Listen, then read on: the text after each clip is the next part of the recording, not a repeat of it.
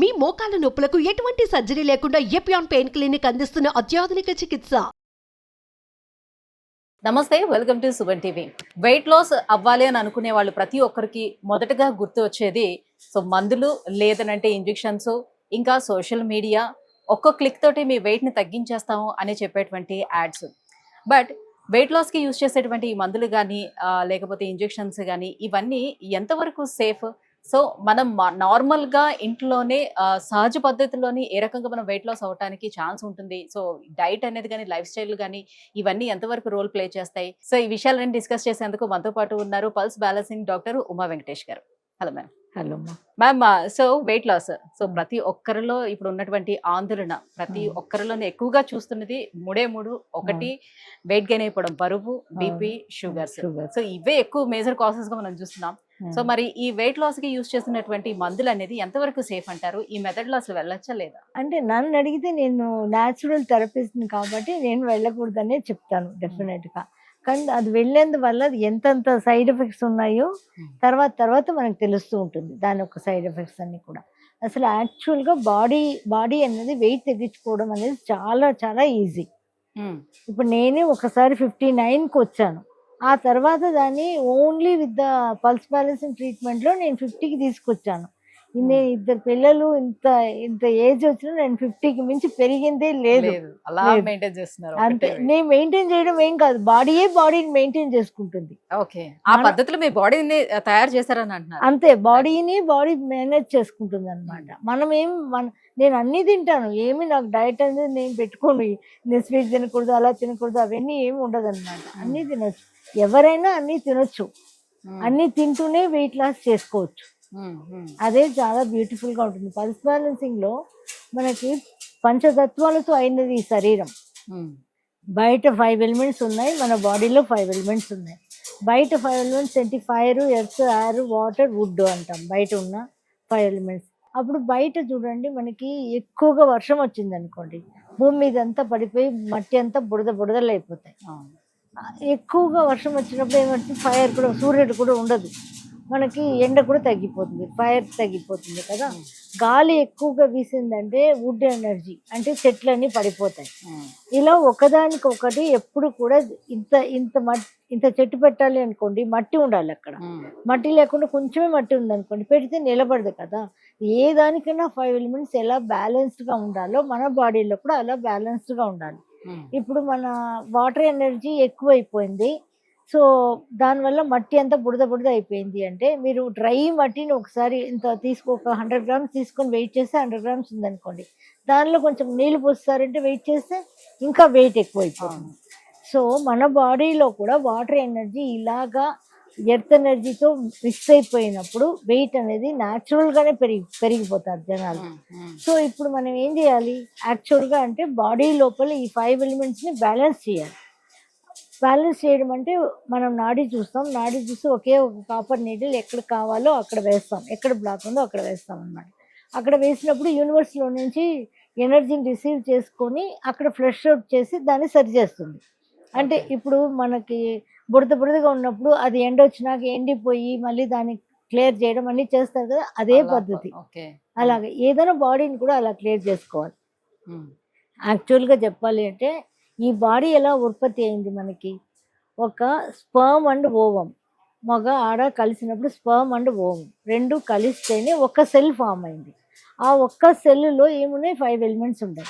ఆ ఒక్క cell form అవ్వడానికి చాలా యాటమ్స్ ఉంటాయి, ట్రిలియన్స్ ఆఫ్ యాటమ్స్ ఉంటుంది అనమాట.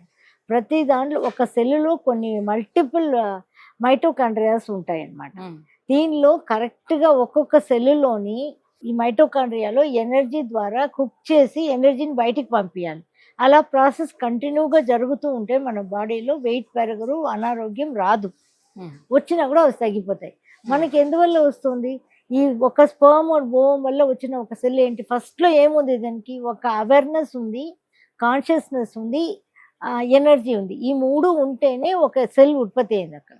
ఈ సెల్లో ఏముంది? అప్పుడు ఈ స్పర్మ్ ఓవంతో ఉత్పత్తి అయిన సెల్కి కూడా అవేర్నెస్ ఉంది, కాన్షియస్నెస్ ఉంది, ఎనర్జీ ఉంది. ఇదేమవుతుంది? 1, 2గా అయింది, 2, 4గా అలా ఒక మాస్ లాగా తయారవుతుంది. ఫస్ట్ మళ్ళీ 6th వీక్ సోల్ ఎంటర్ అవుతుంది.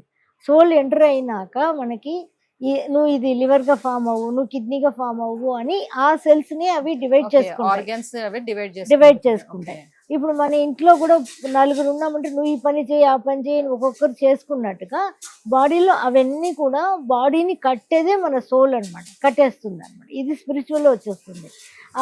అంటే ఆ బాడీలో ఏముంది, ఎప్పుడు కూడా ఒక శరీరంలో మనకి కూడా మనం ఎంత పెద్దవాళ్ళు అయిపోయినా కూడా మనలో ఉన్నది ఏంటంటే అవేర్నెస్, కాన్షియస్నెస్, ఎనర్జీ. దీంతో ఉత్పత్తి అయిన ఈ శరీరాన్ని అదే అవేర్నెస్, కాన్షియస్నెస్, ఎనర్జీతోనే బాగు చేయగలం. అంతే కాన్సెప్ట్. ఏ డిసీజ్ వచ్చినా మనం దీంతోనే బాగు చేయొచ్చు అనమాట. ఇప్పుడు ప్రతి సెల్లో ఏముంటుంది, దీనికి ఏం కావాలి అంటే ప్రతి సెల్కి కూడా ప్రతి సెల్లో మైటోకాండ్రియా ఉంటుంది. మైటోకాండ్రియా ఏం చేయాలి, బయట నుంచి ఎనర్జీ వెళ్ళాలి. మనం తినే న్యూట్రియంట్స్ అన్నీ దాని లోపలికి వెళ్ళి, ఎనర్జీ అంటే ఆక్సిజన్ లోపలికి వెళ్ళి ఆ పొయ్యిని ముట్టియాలి. మన కిచెన్ లాగానే అనమాట. అక్కడ కుక్ చేసి ఎనర్జీని బయటికి పంపించాలి. అలా కరెక్ట్గా పంపిస్తూ ఉంటే వెయిట్ పెరగరు, ఎవరు కూడా వెయిట్ పెరగరు. ఇప్పుడు కరెక్ట్ అయిన ఆక్సిజన్ వెళ్ళట్లేదు బాడీ లోపలికి. కరెక్ట్ అయిన ఆక్సిజన్ వెళ్ళకపోయేసరికి అంత ఒక మిక్సీలో ఫుల్గా వేసేసినట్టుగానే ఒక సెల్లులో ఫుల్గా మన అన్ని కల్మిషాలన్నీ కూడా, నెగిటివ్స్ అన్నీ కూడా సెల్లులో ఉండిపోయినాయి. దాన్ని అది తిరగడానికి ప్లేస్ లేదు. ఇప్పుడు మనం కాన్షియస్గా నాడీ చూసి, ప్రతి వాళ్ళకి కూడా నాడీ చూసి, నాడీలో ఎక్కడెక్కడ ఇలా బ్లాక్స్ ఉన్నాయని చూసుకొని దాన్ని మనం స్టిమ్యులేట్ చేస్తాం. యూనివర్స్లో నుంచి ఎనర్జీ తీసుకొని స్టిమ్యులేట్ చేస్తాం. అప్పుడు ఆ సెల్లులో కొంచెం గ్యాప్ పెరుగుతుంది. ఆ గ్యాప్లో మనం ఎలా బ్రీత్ చేయాలో నేర్పిస్తాం. ఆ బ్రీతింగ్ చేసినందువల్ల ఆక్సిజన్ లోపలికి వెళ్తుంది. మనం ఫుడ్ తీసుకుంటున్నాం కదా, ఏ ఫుడ్ అయినా సరే తీసుకుంటున్నాం కదా, ఆ ఫుడ్లో న్యూట్రియంట్స్ అన్నీ కూడా సెల్ లోపలికి వెళ్ళి కుక్ చేసి ఎనర్జీని బయటికి పంపించేస్తుంది.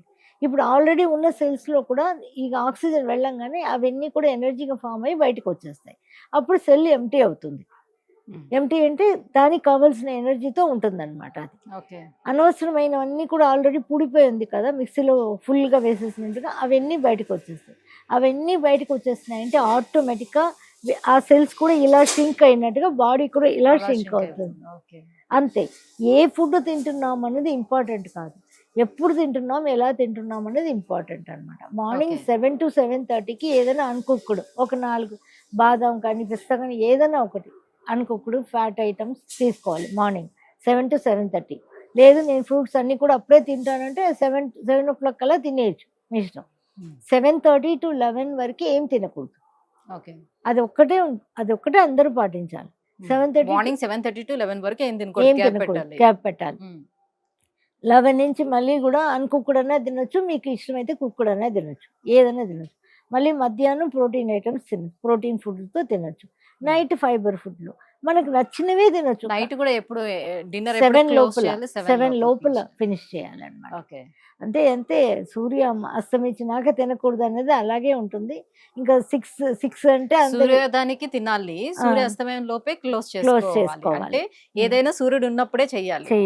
అప్పుడే మనకు డైజెషన్ కరెక్ట్ గా ఉంటుంది. లేకపోతే డైజెషన్ ఉండదు. నైట్కి లేట్ నైట్ తినే వాళ్ళకి డైజెషన్ ఉండదు.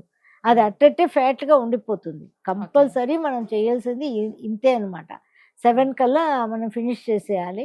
నిద్రపోవడం ఆఫ్ కోర్స్ అందరూ చెప్పేది ఏంటంటే 7 కల్లా పడుకోవాలి, 7:30 కల్లా పడుకోవాలి, మార్నింగ్ 3:30, 4 కల్లా లేవాలి. ఇది పద్ధతి. అంటే జనరల్గా ఇంట్లో కూడా కరెంట్ ఉంచుకోవద్దు అంటాం మేము. లైట్ ఉందనుకోండి, లైట్ లేకుండానే ఈవినింగ్ సూర్యాస్తమం తర్వాత లైట్ ఉండకూడదు ఇంట్లో కూడా. మన చీకట్లోనే ఉంటేనే మనకి అన్ని ఎంజైమ్స్ కరెక్ట్గా సెక్రీట్ అయ్యి నిద్ర వస్తుంది, తొందరగా పడుకుంటాం. కరెంట్ ఉంటూ ఫోన్ చూసుకుంటూ ఉన్నామంటే మనం పడుకోలేం. మళ్ళీ మార్నింగ్ మనం 4కి కూడా లేవచ్చు, దాంట్లో ఏం లేదు. అలా ఉండాలి. కానీ ఇప్పుడు మనం అంతా బ్యాలెన్స్ తప్పడానికి రీజన్ మన లైఫ్ స్టైల్ మొత్తం చేంజ్ అయిపోవడానికి కారణం. ఎంతవరకు మనకి అన్ని మంచిగా దొరుకుతున్నాయో అంత మన లైఫ్ స్టైల్ అన్ని కూడా పాడైపోయింది, మొత్తం పాడైపోయింది. ఇలా ఈ పల్స్ బ్యాలెన్సింగ్ తో ఎంత ఓవర్ వెయిట్ ఉన్నా కూడా తగ్గడానికి ఛాన్స్ ఉంటుంది? 100% ఛాన్స్ ఉంది. ఎంత ఓవర్ వెయిట్ ఉన్నా తగ్గుతారు. కానీ ఎన్నాళ్ళు తగ్గుతారు, ఈ క్వశ్చన్ కి నేను ఆన్సర్ చెప్పలేను. ఎందుకంటే ఇక్కడ వర్క్ చేయాల్సింది ఏంటంటే మన బాడీయే వర్క్ చేయాలి. మన అవేర్నెస్, కాన్షియస్నెస్, ఎనర్జీ ఉంది కదా, ఇది పని చేయాలి. ఇప్పుడు చూడండి, మీరు ఎవరైనా చాలా మంది వినే ఉంటారు, ఐసీయూలో ఉన్న వాళ్ళకి ఎక్కడ కూడా మందులు పనిచేయట్లేదు ఈ బాడీ మీద అంటారు, ఈ మందులు పనిచేయట్లేదు అంటారు. అప్పుడు బాడీ గొప్పదా మందు గొప్పదా? మందు గొప్పదే లేదనట్లా, మెడిసిన్ ఈజ్ చాలా చాలా మంచి విషయాలే, కానీ కొంతమందికి కొన్ని మెడిసిన్స్ పనిచేయవు కదా. ఎందుకు పని చేయట్లేదు? బాడీయే కదా అక్కడ అక్కడ పని చేయాల్సింది బాడీయే. ఎప్పుడైనా మనం మెడిసిన్స్ తీసుకున్నా కూడా మనం బాడీయే లోపల పనిచేయాలి. దానికన్నా నేనేం చెప్తాను, మన బాడీయే బయోకెమికల్ ఫ్యాక్టరీ అన్నమాట, పెద్ద ఫ్యాక్టరీ. మన బాడీలోనే అన్నీ సెక్రెట్ అవుతాయి. దాన్ని మనం కరెక్ట్ అయిన విధానంలో సెక్రెట్ చేసుకోగలిగామంటే వెయిట్ లాస్ అనేది పెద్ద సమస్య కాదమ్మా. అసలు అందరూ వెయిట్ లాస్ గురించి పడుతున్నారు కానీ వెయిట్ లాస్ సమస్య కాదు. రోజుకి ఒక 10 నిమిషాలు మీరు కేటాయించుకోగలిగితే ప్రతిరోజు ఇంట్లో చేసుకోవచ్చు. అది ఇక్కడ నాడి చూసేటప్పుడు నేను చెప్తాను ఏమేమి చేసుకోవాలి, ఎలా చేసుకోవాలని. మార్నింగ్ ఈ ఫుడ్ అంటే వాళ్ళ నాడిని చూసి వాళ్ళ మెటబాలిజం ఎలా ఉందో కూడా చెప్పేస్తాం, అన్ని తెలిసిపోతుంది. ఏ ఎనర్జీస్ ఎలా ఉన్నాయి. ఇప్పుడు బాడీలో మనకి 70% వాటర్ ఉండాలి, దానికి బదులుగా బుడదగా ఉండిందంటే బయట ఉన్న బుడద మన బాడీలో ఉన్నది అనుకోండి, ఎక్కువగా గాలి ఉందనుకోండి, ఎంత ఉండాలి అంటే ఇది ఎక్కువగా గాలి ఉంటే అది కూడా ప్రాబ్లమే కదా. అది ఎక్కడ ప్రతి సెల్లులోని చాలా ఆటమ్స్ కలిసి మాలిక్యూల్స్ అవుతాయి, చాలా మాలిక్యూల్స్ కలిసి సెల్స్ అవుతాయి, చాలా సెల్స్ కలిసి టిష్యూస్ అవుతాయి, చాలా టిష్యూస్ కలిసి ఆర్గన్స్ అవుతాయి. ఏదైనా మూల కారణం అక్కడ అవేర్నెస్, కాన్షియస్నెస్, ఎనర్జీలో నుంచే వస్తుంది. అవి కానీ మనం కరెక్ట్ చేసుకుంటే ఆటోమేటిక్గా మనం వెయిట్ తగ్గుతాం. దీనికోసం మనం డయట్, నేను ఏంటి చాలామంది ఇంటర్మీడియట్ ఫాస్టింగ్, నేను వద్దని చెప్పట్లేదు, చేసుకోవచ్చు, కానీ పస్తు ఉండి కూడా చేసుకుంటున్నారు చాలామంది, కడుపుని చంపుకొని ఉండలేక ఆకలితో అలా కూడా ఉంటున్నారు కదా. అలా అవసరమే లేదు. మనకు నచ్చిన ఫుడ్ మనం నెమ్మదిగా దీంట్లో ఏంటి ఒక్కటి చేయాలంటే నవ్వులి తినాలి, బాగా చేయాలి, బాగా చేసి ఫుడ్ని డ్రింక్ చేయాలి. డ్రింక్ చేస్తామనంటే ఇంక వాటర్ని తినాలి. అంటే వాటర్ని గొంతు లోపల పోసుకోకూడదు, ఇలా నోట్లో పోసి ఫుల్ నోరంతా వెళ్ళినాక, నోరు అనేది ఎర్త్ ఎనర్జీ అనమాట. ఆ ఎర్త్ ఎనర్జీ మొత్తం తడపాలి, అప్పుడు మనకి ప్లాంట్స్ గ్రో అవుతాయి కరెక్ట్గా వుడ్ ఎనర్జీ బ్యాలెన్స్ అవుతాయి. ఓకే, అన్ని ఎనర్జీతోనే సంబంధించి ఉంటుంది అనమాట ప్రతిదీ కూడా. సో ఏది ఎలా చేయాలనేది ప్రాపర్ వేలో అలా చేస్తే అంత బ్యాలెన్స్డ్ గా ఉంటుంది బాడీ.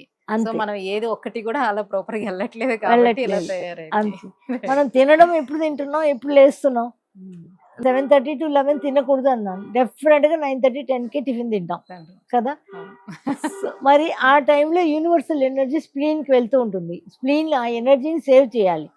ఇప్పుడు మనం ఆ 7:30 పైన తిన్నప్పుడు ఏమవుతుంది, ఈ ఎనర్జీ స్ప్లీన్ ఎనర్జీ అంతా కూడా మనం తినే ఫుడ్కి డైజెషన్కి హెల్ప్ అయిపోతుంది. సో ఆ ఎనర్జీ స్టోర్ కావట్లేదు, ఆటోమేటిక్గా తినే ఫుడ్ ఏది కూడా కరెక్ట్గా డైజెస్ట్ కాకుండా ఫ్యాట్గా మనకి అలా అక్యుములేట్ అయిపోతుంది అంతే. మనం ఎప్పుడు కూడా ఈ ఫుడ్ మానేస్తానా, ఆ ఫుడ్ మానేస్తానా, అందరు చాలామంది అన్నీ చెప్తుంటారు, కానీ నేను చెప్పేది మాత్రం ఏంటంటే ఒక్కటే, అన్ని ఫుడ్ తినొచ్చు, అంటే సృష్టించిన అన్ని ఫుడ్ తినొచ్చు. ఒకవేళ మనం తింటుంటే మన బాడీకి పడలేదంటే మానేయచ్చు, అది తింటే నాకు పడలేదంటే మానేయచ్చు, అప్పుడు బాడీని కరెక్షన్ చేసుకుంటే అది కూడా పడుతుంది. ఇక్కడ కరెక్షన్ మాత్రం బాడీకే కరెక్షన్ కావాలి, కానీ మనం వేరే కరెక్షన్స్ అవసరం లేదు. మనం నాడి బ్యాలెన్స్ చేసుకుంటే అన్నీ జరుగుతాయి. Thank you ma'am, thank you so much. So ఎంత ఓవర్ వెయిట్ ఉన్నా కూడా ఎంత సింపుల్ గా తగ్గచ్చు అనే విషయాలు, సో నాడీ బ్యాలెన్స్ తోటి ఏ రకంగా చేసుకోవచ్చు అనే విషయాలు తెలియజేసినందుకు thank you so much. Thank you.